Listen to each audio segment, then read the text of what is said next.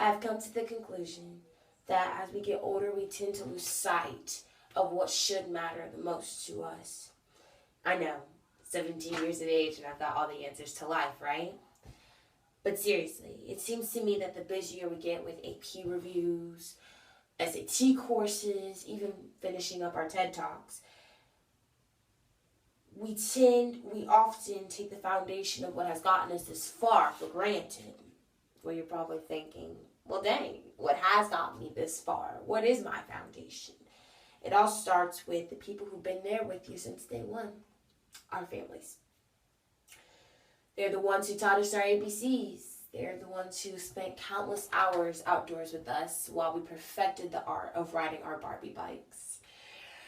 Who told us to put those Chips Ahoy cookies back where you got them from and don't touch anything else when we went to the grocery store. They're the ones who taught us how important school is and why it's imperative that we're kind and loving towards everyone. And they're also the ones who told us that boys are icky and have cooties. Yeah, definitely got that lesson from my dad.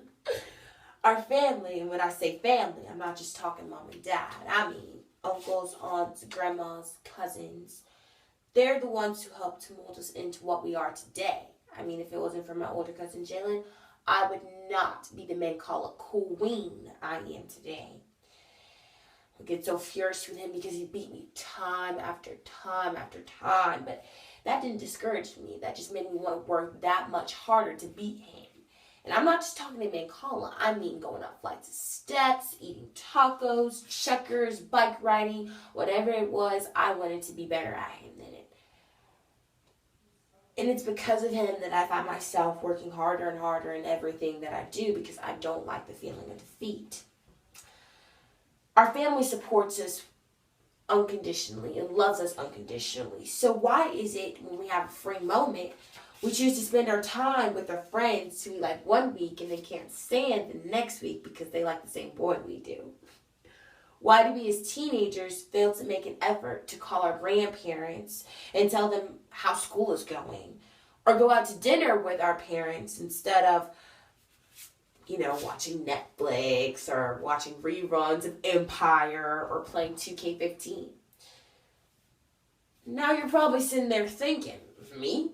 I see my parents every single day. Like, I live with them, and I called my grandma 2 weeks ago. But hear me out on these statistics. Almost 50% of Americans eat together 0 to 3 times a week as a unit.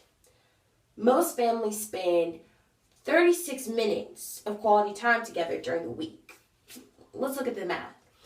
5 days times 24 hours times 60 minutes. That's 7,200 minutes between Monday and Friday. And 36 of those minutes are spent with our families. Out of a survey of 2,000 parents, kids miss out on visiting their grandparents 6 times in 1 year. I mean, don't get me wrong. Taking your family out in public, very risky. Just the other day, me and my mom and my sister went to Chick-fil-A. And you know how sometimes when, the drive-thru gets really crowded and, the attendants have to come out because there's just so many cars and take your order. So the guy comes over to our car and, it's goes through his little routine. Hey, how you doing, ma'am? Can I take your order? And my mom's like, can I see the menu? I don't really know what I want. He goes, yeah, sure. And holds the menu up like this. And my mom goes, are you giving me the bird? And the guy's just sitting there confused, like, huh, what? Are you giving me the bird? The way you're holding the menu. Thinks it's the funniest thing. I'm so embarrassed for him. And then she goes on to say, well, right back at you. Needless to say, we all laughed at her, but oh my goodness. And we all have that one aunt who thinks that she's the love doctor. So I work out at this place, and after we're done working out, a group of boys comes in. So, I'm over here putting in work, finishing my squats and abs or whatever, and walking over all sweaty and gross, all ready to go. And I see my aunt talking to Syracuse commit 6 foot fine looking brother, right? One thing I was thinking was, oh Lord, not today, because I knew what was about to happen next. I tried to stealthily get my stuff, meet her at the car type of thing. Got caught. Kyra, you know him? You know him? Yeah, Auntie, I know who he is. Well, his granddaddy owns a car dealership. His father owns a gym. And he's going to Syracuse. The whole time I was thinking, oh my word, can this please be over soon? Please be over soon.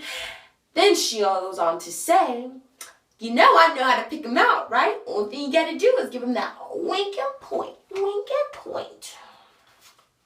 Auntie, it's time to go. It's time to go. Walked out with such humiliation. Despite the fact that our family will embarrass us, they have and always will be here for us. That being said, we should all make stronger endeavors to spend time with those who have guided us, influenced us, and cared for us.